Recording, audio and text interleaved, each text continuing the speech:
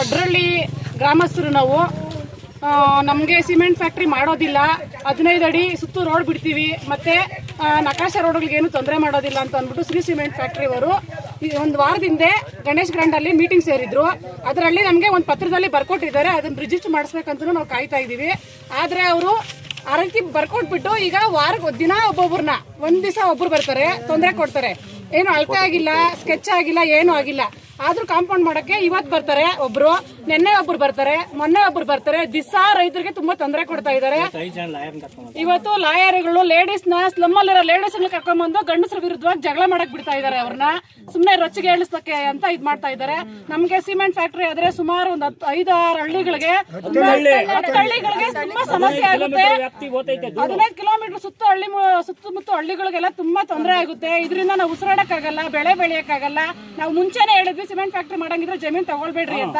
ಆ ತರನೇ ಅವರು ಹೇಳಿ ನಮ್ಗೆ ಯಾಮಾರಿಸ್ಬಿಟ್ಟು ಈಗ ಜಮೀನುಗಳೆಲ್ಲ ಕೊಂಡ್ಕೊಂಡ್ಬಿಟ್ಟು ಎಲ್ಲ ಕಡೆ ಲೆಟರ್ ಕೊಟ್ಬಿಟ್ಟು ಮಾಡಿಸ್ಕೊಂಡ್ಬಂದು ಇದು ಮಾಡ್ತಾ ಇದ್ದಾರೆ. ನಾವು ಎಲ್ಲ ಕಡೆ ಪರಿತೇಜನ ಇದ್ರ ಕಡೆ ಆಮೇಲೆ ಎಲ್ಲೆಲ್ಲಿ ಕೊಡ್ಬೇಕು ನಾವು ಎಲ್ಲ ಪತ್ರಗಳು ಕೊಟ್ಟಿದ್ದೀವಿ. ಆದ್ರೂ ಹಳ್ಳಿಯವರೆಲ್ಲ ರೈತರೆಲ್ಲ ಗಲಾಟೆ ಮಾಡಿದ್ರು, ಅವ್ರು ಏನೂ ಮಾಡದೆ ತೊಂದರೆ ಕೊಡ್ತಾ ಇದ್ದಾರೆ ನಮ್ಗೆ. ದಯವಿಟ್ಟು ನಮ್ಗೆ ನ್ಯಾಯ ಒದಗಿಸ್ಬೇಕಾಗಿ ಕೇಳ್ಕೊಂತ ಇದೀವಿ. ದಿನ ಜಗಳ ಮಾಡ್ತಾರೆ ಬಂದು, ದಿನ ಹಳ್ಳಿ ರೈತರೆಲ್ಲ ಕೆಲಸ ಕಾರ್ಯ ಬಿಟ್ಬಿಟ್ಟು ಕೆಲ್ಸಕ್ಕೆ ಹೋಗಿರೋರು, ರೈತರ ಮಕ್ಕಳು, ಪ್ರತಿಯೊಬ್ರು ಹೆಂಗಸರು ಎಲ್ಲ ಬಂದು ಇಲ್ಲಿ ಗಲಾಟೆ ಮಾಡಿ ಸ್ಟಾಪ್ ಮಾಡಿಸೋದಾಗಿದೆ ಸರ್. ದಿನ ಒಬ್ಬೊಬ್ರು ಬರ್ತಾರೆ JCPಯಲ್ಲಿ, ಇವತ್ತು ಬಂದವ್ರು ನಾಳೆ ಬರಲ್ಲ, ನಾಳೆ ಬಂದವ್ರು ಮೊನ್ನೆ ಬರಲ್ಲ. ಆತರ ದಿವಸ ಒಬ್ಬೊಬ್ರನ್ನ ಕರ್ಕೊಂಡ್ಬಂದು ಅವ್ರು ಕೇಳಿದ್ರೆ ನಮಗ್ ಗೊತ್ತಿಲ್ಲ ಅಂತ ಹೇಳ್ತಾರೆ. ಓನರೇ ಬರ್ತಾ ಇಲ್ಲ ಇಲ್ಲಿಗೆ, ಅವ್ರ ಕೈ ಕೆಳಗಿರೋನೆಲ್ಲ ಕರ್ಕೊಂಬಂತ ಅಂದ್ಬಿಟ್ಟು ತುಂಬಾ ತೊಂದರೆ ಕೊಡ್ತಾ ಇದ್ದಾರೆ. ದಯವಿಟ್ಟು ನಮ್ಗೆ ಏನಾದ್ರು ಮಾಡಿ ಇದಕ್ಕೆ ನ್ಯಾಯ ಒದಗಿಸ್ಬೇಕು. ಯಾವುದೇ ಕಾರಣಕ್ಕೂ ನಮ್ಮೂರ ಹತ್ರ ಸಿಮೆಂಟ್ ಫ್ಯಾಕ್ಟ್ರಿ ಮಾಡಕ್ ಬಿಡಬಾರ್ದು, ಅವಕಾಶ ಮಾಡ್ಕೊಡ್ಬಾರ್ದು ಅಂತ ನಾನು ನ್ಯೂಸ್ ಚಾನಲ್ ಅಲ್ಲಿ ಕೇಳ್ಕೊಂತ ಇದ್ದೀನಿ. ದಯವಿಟ್ಟು ನಮ್ಮ ಮನವಿನ ಎಲ್ಲಾರು ಕೇಳಿಸ್ಕೊಂಡು ದಯವಿಟ್ಟು ನಮ್ಗೆ ನ್ಯಾಯ ಕೊಡಿಸ್ರಿ. ಈಗ ಇಲ್ಲಿ ನೆರೆದವರೆಲ್ಲರಿಗೂ ಒಂದು ಮಾತಾಡಕ್ಕೆ ಇಷ್ಟಪಡ್ತೀನಿ. ಎಲ್ಲ ವಡ್ರಳ್ಳಿ ಗ್ರಾಮಸ್ಥರು ಬಂದು ಇಲ್ಲಿ ಶ್ರೀ ಶಕ್ತಿ ಸಿಮೆಂಟ್ ಅವರು ಸಿಮೆಂಟ್ ಫ್ಯಾಕ್ಟ್ರಿ ಶ್ರೀ ಸಿಮೆಂಟ್ ಅವರು ಇದನ್ನು ಸಿಮೆಂಟ್ ಫ್ಯಾಕ್ಟ್ರಿ ಮಾಡ್ತೀನಿ ಅಂತ ಹೇಳಿ ಅವರು ಪರ್ಮಿಷನ್ ಕೇಳಕ್ ಬಂದಿದ್ರಂತ. ಅದು ಕೊಡೋದಿಲ್ಲ ಅಂತ ಹೇಳಿ ಗ್ರಾಮಸ್ಥರೆಲ್ಲರೂ ಅದನ್ನ ಏನ್ ಮಾಡಿದ್ರು, ರಿಜೆಕ್ಟ್ ಮಾಡಿದ್ರು. ಅದ್ರ ಪ್ರಕಾರನ ಅವರು ಸ್ಟಾಪ್ ಮಾಡಿದ್ರು, ಎಲ್ಲ ಆಗಿತ್ತು. ಬಟ್ ಈಗ ಮತ್ತೆ ಅವ್ರು ಏನಂತಂದ್ರೆ ಸರ್ವೆ ಮಾಡಿಸಿ ಕಂಪೌಂಡ್ ಹಾಕೊಳಕ್ ಬರ್ತೀನಿ ಅಂತ ಹೇಳಿ ಕಂಪೌಂಡ್ ಹಾಕೊಳಕ್ ಬಂದಿದ್ರು. ಜನರೆಲ್ಲ ನಂಗೆ ಫೋನ್ ಮಾಡಿದ್ರು, ಅದಕ್ಕೆ ನಾವು ಸ್ಪಾಟಿಗೆ ಬಂದಿದ್ವಿ. ಅವಾಗ ಬಂದಾಗ ಅವರು ಶ್ರೀ ಶಕ್ತಿ ಸಿಮೆಂಟ್ ಅವ್ರು ಹೇಳಿದ್ರು, ಇಲ್ಲ ನಾವು ಸರ್ವೆ ಮಾಡ್ತಿದ್ವಿ, ಶ್ರೀ ಸಿಮೆಂಟ್ ಅವ್ರು ಹೇಳಿದ್ರು ಏನಂತ, ನಾವು ಸರ್ವೆ ಮಾಡಿಸಿದ್ದೀವಿ, ಅದಕ್ಕೆ ನಾವು ಕಂಪೌಂಡ್ ಹಾಕೊಳಕ್ ಬಂದಿದ್ದೀವಿ ಅಂತ ಹೇಳಿದ್ರು. ನಾನು ಹೇಳಿದೆ, ನೀವು ಅದೆಲ್ಲ ಈ ಕಂಪೌಂಡ್ ಏನು ಕೆಲಸ ಮಾಡ್ತಾ ಇದ್ದಾರಲ್ಲ ಅದನ್ನ ಇಲ್ಲಿಗೆ ಸ್ಟಾಪ್ ಮಾಡಿಸ್ರಿ. ಆಮೇಲೆ ಎಲ್ಲರೂ ಇದ್ರೊಳಗೆ ನಾವು ಒಂದು ಗ್ರಾಮ ಸಭೆ ಕರೆದು ಒಂದು ಡೇಟ್ ಫಿಕ್ಸ್ ಮಾಡ್ಕೊಳ್ಳೋಣ. ಆಮೇಲೆ ಅವ್ರಿಗೂ ಸಹ ಬರ್ರಿ ಅಂತ ಹೇಳಿದ್ವಿ. ಅದೇ ದಿನ ಅವರೆಲ್ಲರೂ ಒಂದು ಡೇಟ್ ಫಿಕ್ಸ್ ಮಾಡ್ಕೊಂಡು ಎಲ್ಲರ ಎದುರಿಗೂ ಒಂದು ಏನಂದ್ರೆ ಸರ್ವೆ ಮಾಡಿಸೋಣ, ಅವತ್ತೇ ಅಡ್ಬಸ್ ಮಾಡಿಸೋಣ. ಆಮೇಲೆ ಅದು ರೋಡ್ ಏನು ಬಿಡಬೇಕಲ್ಲ ಜನರಿಗೆ, ಆ ರೋಡ್ ಬಿಟ್ಕೊಟ್ಟು ಅದನ್ನ ಪರಿತ್ಯಾಜನ ಪತ್ರದ ಮೂಲಕ ಪಂಚಾಯತಿಗೆ ನಮ್ಗೆ ರಿಜಿಸ್ಟರ್ ಮಾಡಿಕೊಟ್ಮೇಲೆ ನಾವು ನಿಮ್ಗೆ ಕಂಪೌಂಡ್ ಹಾಕೊಳ್ಳೋಕೆ ನಾವು ಪರ್ಮಿಷನ್ ಕೊಡೋದು ಅಥವಾ ನೀವು ಹಾಕೋಬಹುದು ಅಂತ ಹೇಳಿದೀವಿ.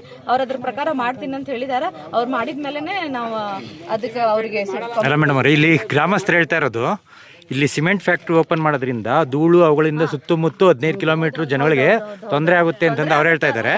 ಇವಾಗ ನೀವು ಹೇಳ್ತಾ ಇರೋದು ಎಲ್ಲ ಗ್ರಾಮಸ್ಥರನ್ನೆಲ್ಲ ಸೇರಿಸಿ ಆಮೇಲೆ ಪರ್ಮಿಷನ್ ಕೊಡ್ತೀವಿ ಅನ್ನೋ ಒಂದು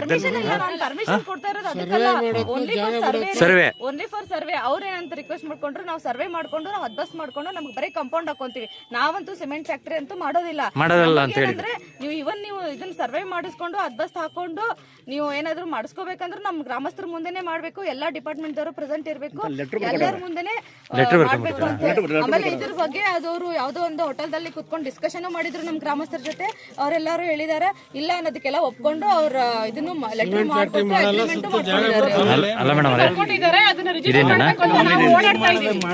mutual consent agreement for boundary wall construction and other no cement related activities. ಅಲ್ಲ, ಇಲ್ಲಿ ಎರಡನೇ ಮಾಡಿದೆ ಸಿಮೆಂಟ್ ಆಕ್ಟಿವಿಟೀಸ್ ಏನು ಮಾಡಲ್ಲ ಅಂತಾನೆ ಬರ್ಕೊಂಡ್ ಕೊಟ್ಟಿರೋದು.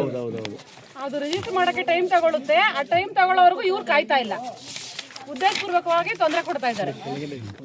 ಕನ್ನಡದಲ್ಲೂ ಬರ್ತಾರೆ. ಇಲ್ಲಿ ಸೈನ್ ಮಾಡಿದ್ದಾರೆ ಅವರು, ಇಲ್ಲಿ ಸೈನ್ ಮಾಡಿದ್ದಾರೆ, ಇದು ಕಂಪ್ನಿ ಸೈನ್. ದಾರಿ ಬಿಡ್ತೀವಿ ಅಂತ ಹೇಳವ್ರೆ. ಮತ್ತೆ ರೈತರ ಜಮೀನು ಇವ್ರ ಜಮೀನು ಎಲ್ಲೈತೆ ಅಂತಾನೆ ಅವ್ರನ್ನ ಸರ್ವೆ ಮಾಡಿಲ್ಲ. ಅವ್ರ ಜಮೀನು ಎಲ್ಲಿಗೆ ಬರುತ್ತೆ, ರೈತರ ಜಮೀನು ಎಲ್ಲಿಗೆ ಬರುತ್ತೆ ಅನ್ನೋದೇ ಸರ್ವೆ ಆಗಿಲ್ಲ.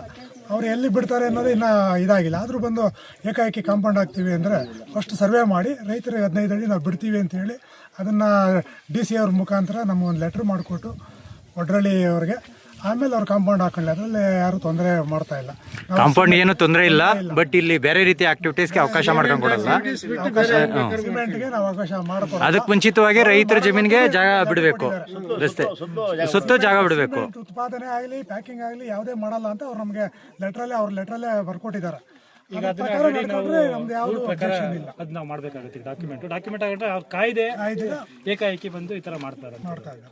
ಈಗ ಇವರು ಸಿಸಿ ಮೇಂಟೈನಿಂಗ್ ಎಲ್ಲ 2021ರಲ್ಲಿ ರೈತರುಗಳಿಂದ ಪ್ಯಾಕಿಂಗ್ ಯೂನಿಟ್ಗೆ ಅಂತೇಳಿ ಜಾಗ ತಗೊಂತಾರೆ. ತಗೊಂಡಿದ ನಂತರ ಇವ್ರು ಏನ್ ಮಾಡ್ತಾರೆ ಅಂದ್ರೆ ಸೆಂಟ್ರಲ್ ಕೆಲವರು ಹಂಗೆ ನಿಂತಿದೆ, ಕೆಲವ್ರು ಕೊಡಲ್ಲ ಅಂತೇಳಿ. ಮತ್ತೆ ಇವರು ಫಸ್ಟ್ ಜನಗಳಿಗೆ ಯಾವುದೇ ರೀತಿಯ ಡಾಕ್ಯುಮೆಂಟ್ ಮಾಡಿಕೊಟ್ಟಿರಲ್ಲ, ಹಿಂಗೆ ಬರೀ ಪ್ಯಾಕಿಂಗ್ ಯೂನಿಟ್ ಮಾಡ್ತೀನಿ ಅಂತ ಹೇಳಿ. ನಂತರ ಏನು ಮಾಡ್ತಾರೆ, 2021ರಲ್ಲಿ ಸ್ಟೇಟ್ ಲೆವೆಲ್ ಕಮಿಟಿಯಲ್ಲಿ ಅಪ್ರೂವ್ ಆಗಿ ಬರುತ್ತಿದ್ದು. ಅಪ್ರೂವ್ ಆಗಿ ಬಂದ ನಂತರ ನೆಕ್ಸ್ಟ್ ಎರಡನೇದು ಏನು ಮಾಡ್ತಾರೆ, ಇವರು ಚೇಂಜ್ ಆಫ್ ಲ್ಯಾಂಡ್ಗೆ ಹಾಕ್ಕೊಂತಾರೆ. ಚೇಂಜ್ ಆಫ್ ಲ್ಯಾಂಡ್ಗೆ ಹಾಕೊಂಡಾಗ ರೈತರುಗಳು ಮತ್ತು ಗ್ರಾಮಸ್ಥರುಗಳೆಲ್ಲ ಸೇರಿ ನಾವು ಅಬ್ಜೆಕ್ಷನ್ ಮಾಡ್ತೀವಿ. ಅಬ್ಜೆಕ್ಷನ್ ಮಾಡಿದಾಗ ಚೇಂಜ್ ಆಫ್ ಲ್ಯಾಂಡ್ ಕೊಡಲ್ಲ. ಚೇಂಜ್ ಆಫ್ ಲ್ಯಾಂಡ್ ಕೊಡಲಿಲ್ಲ ಏನಾಗುತ್ತೆ, 3 ಇಯರ್ಸ್ ಕೊಟ್ಟಿರ್ತಾರೆ ಇವರಿಗೆ ಇಂಡಸ್ಟ್ರಿ ಮಾಡಬೇಕು ಅಂತೇಳಿ.